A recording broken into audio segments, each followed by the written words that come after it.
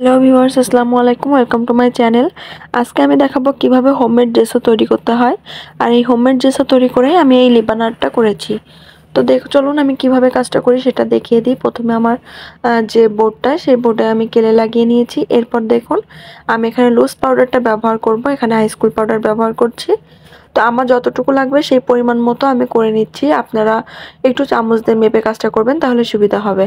এরপর যে ফেব্রিক্যাল করে আঠাটা আছে আমি সেটা ব্যবহার করছি। আপনারা চাইলে কাপড়ের এই আঠাটাও ব্যবহার করতে পারেন, বা আইকা যে আঠাটা পাওয়া যায় সেটাও ব্যবহার করতে পারেন। এরপর দরকার হচ্ছে হোয়াইট কালার। তো আমি এখানে ফেব্রিক্যালের যে অ্যাক্রিলিক কালারটা সেটা ব্যবহার করছি, যেটা আমরা কাপড়ের ড্রয়িং করি বা রং করি সেটাই।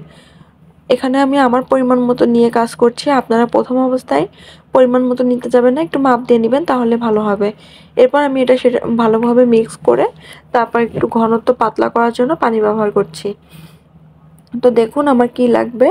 এখানে ফেব্রিক্যালের যে আঠাটা সেইটা বা আইকা, তারপর লাগবে সাদা কালারের রং, তারপর হচ্ছে পাউডার। এখানে আপনার চক পাউডারের ব্যবহার করতে পারেন, প্লাস্টার অফ প্যারিসও ব্যবহার করতে পারেন, বা টাইলস পুটি বা দেওয়াল পুট্টি, ওয়াল পুট্টি যেটা পাওয়া যায় সেটাও ব্যবহার করতে পারেন।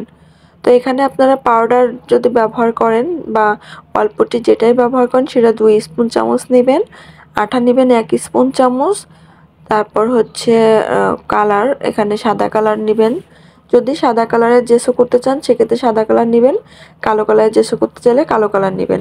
সেক্ষেত্রে 1 চামচ করে নেবেন। আর পানি পরিমাণ মতো যতটুকু ঘনত্ব করতে চান ততটুকু নেবেন। তো দেখুন জেসো অ্যাপ্লাই করার পর এটা খুব ভালোভাবে শুকিয়ে আমি এখানে ফেব্রিক্যাল অ্যাক্রিলিক কালারটা ব্যবহার করব। এখানে পেডিলাইটারটা ব্যবহার করছি। আপনারা চাইলে অন্যান্য যে কোম্পানি পাওয়া যায় সেটাও ব্যবহার করতে পারেন। তো আমি দেখাবো যে যেসব মানে করার পর এর উপরে রংটা কি সুন্দরভাবে বসে, সেটা দেখানোর জন্য আমি ভিডিওটা একটু লং করেছি। তো আমি এখানে প্রথমে তুলিটা ভালো করে ভিজিয়ে রংটা খুব ভালো করে ঝাঁকিয়ে নিলাম। নেওয়ার পর দেখুন আমি জাস্ট অ্যাপ্লাই করব। একবার অ্যাপ্লাই করলেই আপনার হচ্ছে অনেক সুন্দর কালার চলে আসবে।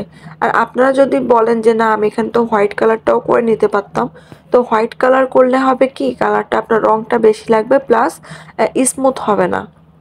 এখানে আমি 1 কোট ব্যবহার করেছি। আপনারা চাইলে 2 কোট ব্যবহার করেও কাজটা করতে পারেন, এতে কাজের ফিনিশিং আরও সুন্দর আসবে। তো দেখুন কিভাবে কাজটা করলাম। Thanks for watching. আল্লাহ হাফেজ।